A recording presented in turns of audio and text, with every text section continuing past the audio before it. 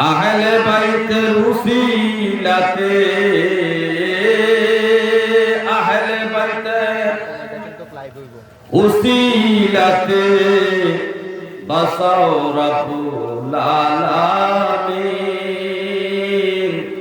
বিদায় হইব যখন সঙ্গী বিদায় হইব যখন সঙ্গী নবীর জিকির আল্লাহর জিকির মাওলার ঘোষণা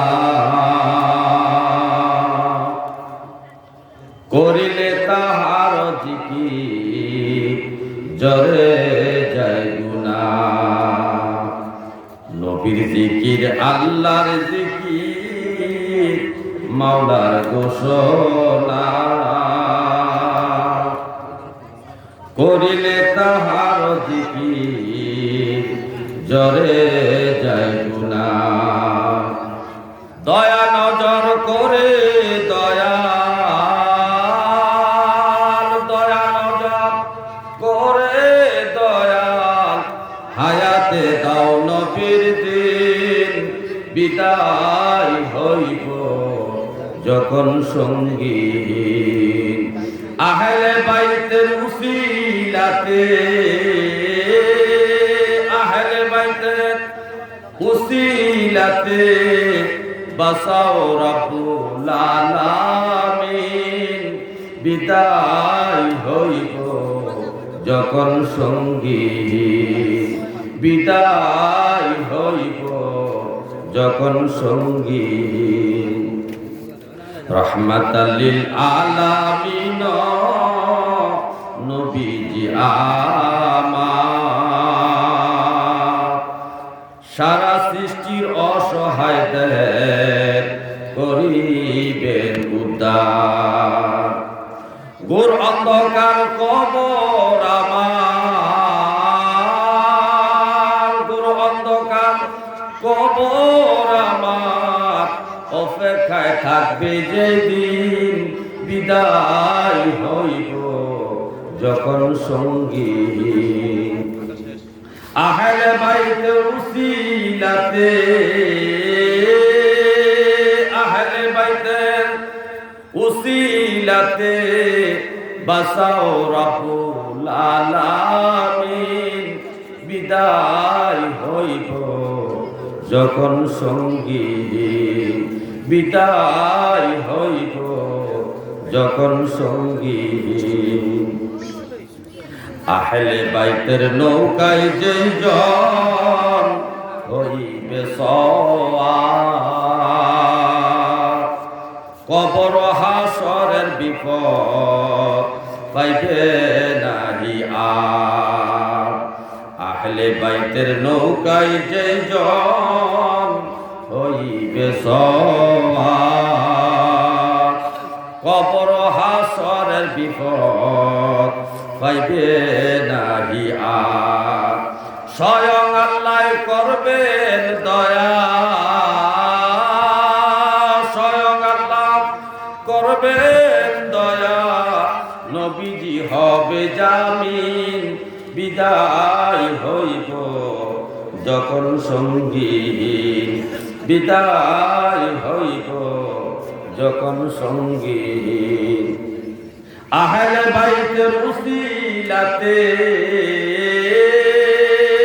আহলে বাইতের উসিলাতে বাসাও রাব্বুল আলামিন বিদায় হইব যখন সঙ্গী সবাই বলেন আলহামদুলিল্লাহ হে আমার ভাইও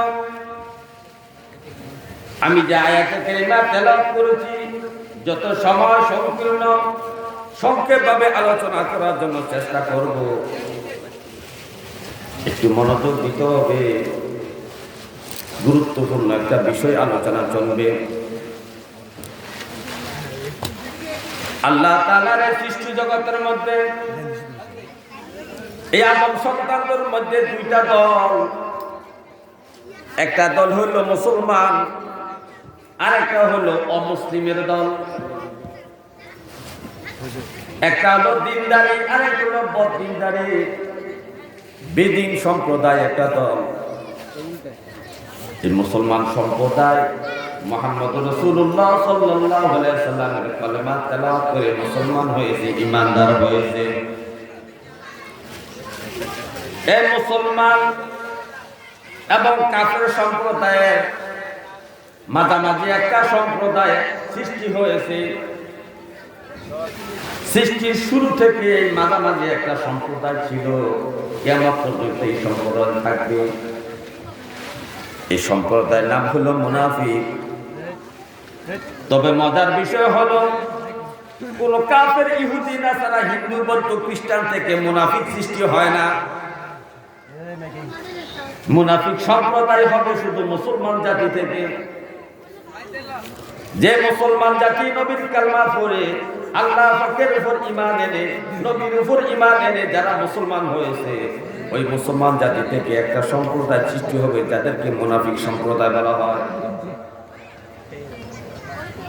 এই মুনাফিক সম্প্রদায় ইসলামের সবচেয়ে বেশি ক্ষতি করেছে। কিতাবে উল্লেখ করা হয়েছে ইহুদি, নাসারা, হিন্দু, বৌদ্ধ, খ্রিস্টান মুসলমানের শত্রু যারা ছিলেন তারা ইসলামের তত ক্ষতি করতে পারে নাই, মুনাফিক সম্প্রদায় ইসলামের যত ক্ষতি করেছে।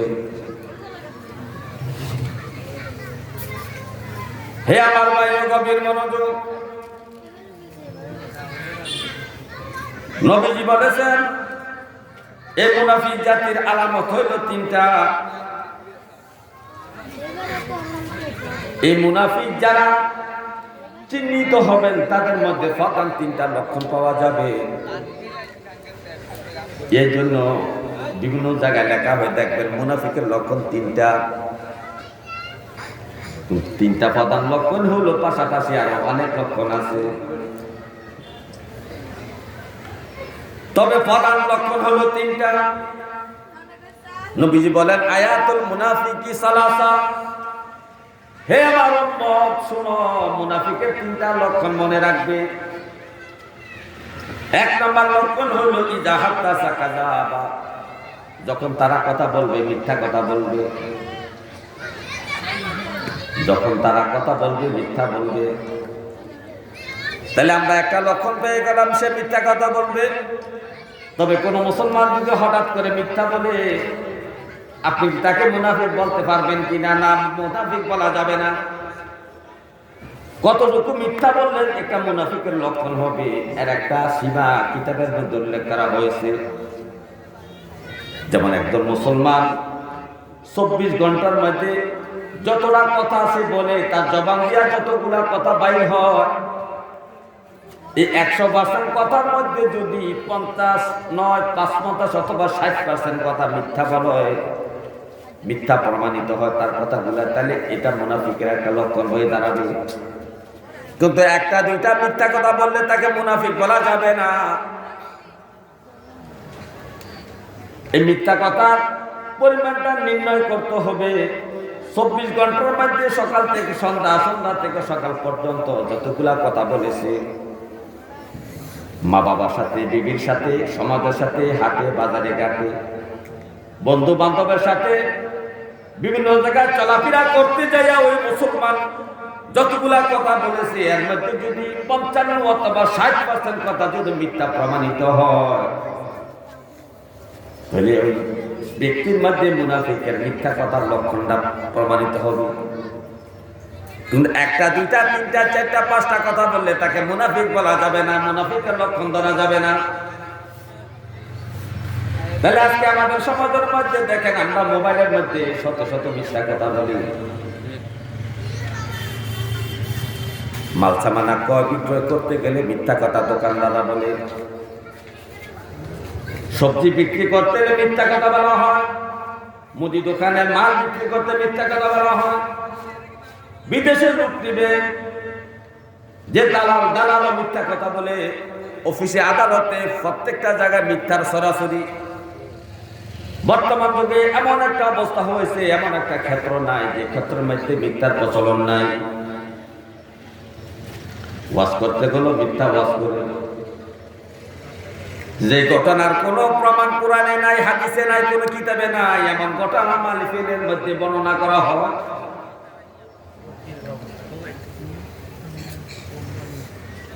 এমন ঘটনা বক্তা সুন্দর করে ইনিয়ে বিনে আল্লাহ তাআলা কণ্ঠ দিয়েছে, তাকে গলা দিয়েছে মানুষকে ধোঁকা দেওয়ার জন্য। নিজে নিজে গল্প বানাইয়া শ্রোতাদেরকে শোনায় মিথ্যা গল্প। তাহলে মাহফিলের মধ্যেও মিথ্যা গল্প দ্বারা শ্রোতার মন আকর্ষণ করা হয়। আর সর্ব জায়গায় শুধু মিথ্যার সরাসরি চলতেছে। হে আমার ভাই, পৃথিবীর মধ্যে যতগুলা পাপ আছে,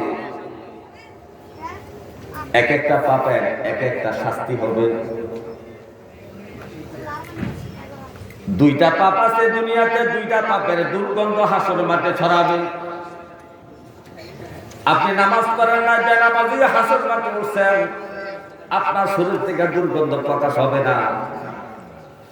কিন্তু জেনা করে যদি হাসর মাঠে উঠেন, জেনা করে শরীর থেকে একটা দুর্গন্ধ বাইর হবে। হাসরবাসী দেখে এই গন্ধ নাকের মধ্যে গেলে বুঝতে পারবে লোকটা জেনাকার। আরেকটা পাপ হলো মিথ্যা কথা বলা। যে কোনো ব্যক্তি যদি মিথ্যা কথা বলে, তার জবান থেকে, তার মুখ থেকে দুর্গন্ধ বাইর হবে হাসরের মাঠে। এই মিথ্যাকে আমাদের পরিহার করা দরকার। মিথ্যা ভয়ঙ্কর একটা পাপ। নবীজি বলছে, মিথ্যা মানুষের রিজিক কমায়, মিথ্যা মানুষের হায়াত কমায়। এগুলো তো হাদিসের কথা। হে আমার ইমানদার ভাইও, আমরা মিথ্যা ছেড়ে দিব। আমরা মুনাফিকের আলামতের মধ্যে যেন আমরা না পড়ি। 2 নম্বর আলামত হলো, নবীজি বলছেন, ওয়া ইজা ওয়াদা আখলাফা। যখন সে অঙ্গীকার করে, শপথ করে, শপথ ভঙ্গ করে। মুনাফিকের 2 নম্বর লক্ষণ হলো, যখন সে শপথ করে, শপথ ভঙ্গ করে।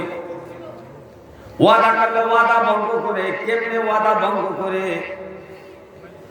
এই বিষয়ে যদি আলোচনা করতে যায়, অত 1 থেকে 1.5 ঘন্টা সময় দরকার। প্রতিটা খাতে খাতে, প্রতিটা ক্ষেত্রে ক্ষেত্রে, প্রতিটা জায়গায় জায়গায় আমরা ওয়াদার বরখেলাপ করি, অঙ্গীকার শপথ ভঙ্গ করি।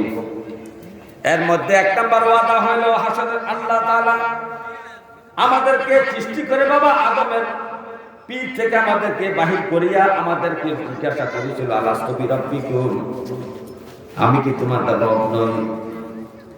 আমরা এক বাক্যে সবাই জবাব দিয়েছিল। নবী থেকে শুরু করে সাধারণ মানুষ পর্যন্ত সবাই এক বাক্যে জবাব দিয়েছিল, কালু বালা, আপনি আমাদের রব, আপনি আমাদের প্রতিপালক, আপনি আমাদের রব। কিন্তু দুনিয়াতে জন্মের পরে আল্লাহকে রব না মানিয়া দুনিয়ার মানুষকে, দুনিয়ার সৃষ্টিকে আমরা রব মানা শুরু করেছি। কথায় কথায় বলি, উনি খাওয়াইলে আমি খাইছি, উনি বাঁচাইলে তো আমি বাঁচছি। ওনার কাছে যাওয়াতে জিনিসটা আমার এক হয়েছে, ওনার কাছে যাওয়াতে জিনিসটা আমি পাইছি। আর এই কথাটা এভাবে বলা যাবে না। তোমার রব হইল আল্লাহ, তোমাকে খাওয়ায় আল্লাহ, তোমাকে ধনী বানায় আল্লাহ, গরিব বানায় আল্লাহ, তোমাকে ইজ্জত দেয় আল্লাহ। সর্বক্ষেত্রে, সর্বক্ষেত্রে, সর্বসময় তোমার যত জীবনের কার্যকলাপ আছে সবগুলো আল্লাহর ক্ষমতায় তুমি করতেছ। তোমার রব হইল আল্লাহ।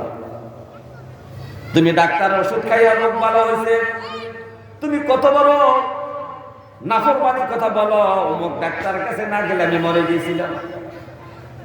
আরে অমুক ডাক্তারকে তোমাকে বাঁচানোর ক্ষমতা আছে কিনা? হায়াত দেওয়ার মানে একমাত্র আল্লাহ ছাড়া আর সৃষ্টি জগতের কোনো ব্যক্তির কাছে হায়াত দেওয়ার কোনো ক্ষমতা নাই। হে আমার ভাই, গভীর মনোযোগ। তুমি যে ওয়াদা করলা কালু বাবা বলে, কিন্তু দুনিয়াতে আসিয়া জন্মের পরে বুঝ হইয়া তুমি আল্লাহকে রব অস্বীকার শুরু করে দিয়েছ।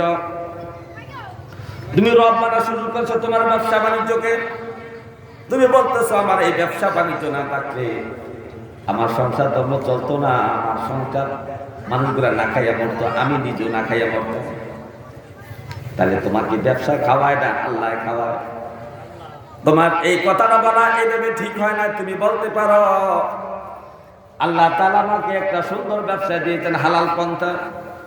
আমি এই ব্যবসার মধ্যে শ্রম দিতেছি, শ্রমের মাধ্যমে আমার ইনকাম হচ্ছে। আল্লাহ তাআলা দয়াতে আমি ইনকামের দ্বারা আমি ভালো চলতেছি। কথাটা সুন্দর করে বলতে পারো, কিন্তু তুমি এভাবে না বলো। তুমি বলো ব্যবসা তোমাকে বাঁচাইছে, ব্যবসা না থাকলে তুমি না খাইয়া মরতা, তুমি মইরা যাইতা। হে আমার ভাই, এরপরে ওয়াদা হলো অনেক প্রকারের বিষয় আমরা ওয়াদা করি, তবে শেষ পর্যায়ে একটা প্রসঙ্গে কথা বলে যাই। আমরা পীর সাহেবের কাছে বায়াত হতে গেলে আমরা ওয়াদা করি। আমাদের হুজুর কাবলা, আমাদের পীর সাহেব হুজুররা আমাদেরকে বায়াতের সময় ওয়াদা করায়, আমি ওয়াদা করতেছি চুরি করব না, জেনা করব না, মিথ্যা কথা বলবো না, সত্য কথা সর্বদাই বলবো, 5 ওয়াক্ত নামাজ আমি পড়বো, রমজান মাসে রোজা রাখবো, সুযোগ দিলে হজ যাকাত আদায় করবো, কর্তা বসিরা করবো, হালাল কামাই করবো, হারাম থেকে বাঁচিয়ে থাকবো, সুদ খাবো না, ঘুষ খাবো না। এই কথা আমরা পীর সাহেবের মাধ্যমে বায়াত হই কিনা বলেন, ওয়াদা করি কিনা বলেন। এই যে আপনি পীর সাহেবের হাতের মধ্যে হাত রাখিয়া ওয়াদা করলেন, এই ওয়াদা কিন্তু আপনি রক্ষা করেন নাই। মুড়ি খাওয়ার পর আপনি 5 ওয়াক্ত নামাজ পড়েন না। আপনি উপযুক্ত হয়েছেন জাকাত দেওয়ার, কিন্তু আপনি জাকাত দেন না। রমজান মাসে এনে কিছু ভোট মুড়ি দিয়া জাকাতের নামে ধোঁকাবাজি করেন। আপনি উপযুক্ত হয়েছেন হজ করা, আপনি ফরজ হজ না করিয়া নফল উমরা করিয়া আপনি মানুষকে ধোঁকা দেন, আপনি হাজী সাহেব লেগেন, অথচ আপনার উপর হজ ফরজ হয়েছে। হে আমার ভাই, গভীরভাবে মনোযোগ। পীর সাহেবের সাথে যতগুলা বিষয়ে ওয়াদা করি, সবগুলা ওয়াদাই আমরা ভঙ্গ করতেছি। এখন শতকরা 90% মুরিদ পীর সাহেবের সাথে যে ওয়াদা করে, ওয়াদাগুলা ভঙ্গ করে। 10% মুরিদ ওয়াদা রক্ষা করে বিদায়, এই 10% মুরিদে আল্লাহর ওলি হইয়া যায়। কারণ পীর সাহেবের মহব্বত নিয়ে আমল আকলা করে ওয়াদা পূরণ করতেছে, সে ভাবতেছে আমি কিভাবে ওয়াদা ভঙ্গ করব। আরে আল্লাহর এক ওলির সামনে, আল্লাহর এক ওলির কাছে একজন গুনাহগার ব্যক্তি আসলেন। তার নেশা হলো মদ খাওয়া। তার নেশা কি? মদ খাওয়া নেশা। তখন পীর সাহেব হুজুর দেখলেন তাকে যদি মদ খাওয়ার জন্য আমি বারণ করি, সে তো আমার এই নিষেধটা মান্য করতে পারবে না, মদ খাইয়া ফেলবে।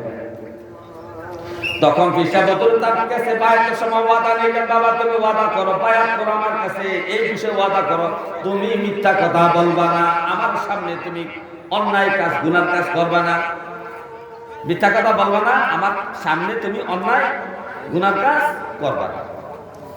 মুরিদ বলতেছে এটা কোনো বিষয় হলো, আমি আপনার সামনে কোনো গুনাহ করব না, অন্যায় করব না, মিথ্যা কথা বলবো না। এই ওয়াদা কইরা এই আল্লাহর বান্দা পীর সাহেবের কাছে বায়াত হইয়া বাড়িতে চলে গেছে। বাড়িতে যায় যখন চান মদ খাওয়ার জন্য নেশা জাগছে। রাতের বেলা গোপনীয় জায়গায় সে মদের গ্লাস নিয়ে, মদের পেয়ালা নিয়ে মদ ডালিয়া খাওয়ার জন্য প্রস্তুতি নিয়েছে। হঠাৎ করে মদের পেয়ালার মধ্যে খেয়াল করে দেখতেছে ওই পেয়ালার মধ্যে আল্লাহর ওলির নুরানি চেহারা দেখা যায়। যখন মদের পেয়ালায় তার পীর সাহেবের নুরানি চেহারা সে দেখলো, ওই যে ওয়াদা করছিল বায়াতের সময় আপনার সামনে আমি গুনাহ করব না, অথচ মুরিদও জানে মদ খাওয়া হারাম। হারাম কাজটা যখন করতে গেছে তখন মদের পেয়ালার মধ্যে তার পীর সাহেবের চেহারা বেশি হচ্ছে। বেশি ওঠার কারণে সে ওই ওয়াদার কথা তার খেয়াল হয়েছে, হায় রে হায়, আমি না ওয়াদা করছি আমার পীর সাহেবের সামনে গুনার কাজ করবো না। এই কথা বলে সে মদের পেয়ালা ফেলে দিল। তাহলে প্রত্যেকটা বিষয় পীর সাহেবের সাথে আমরা ওয়াদা করেছি, এই ওয়াদার মাধ্যমে আমাদের মুরিদগিরি আমরা ঠিক রাখতে হবে।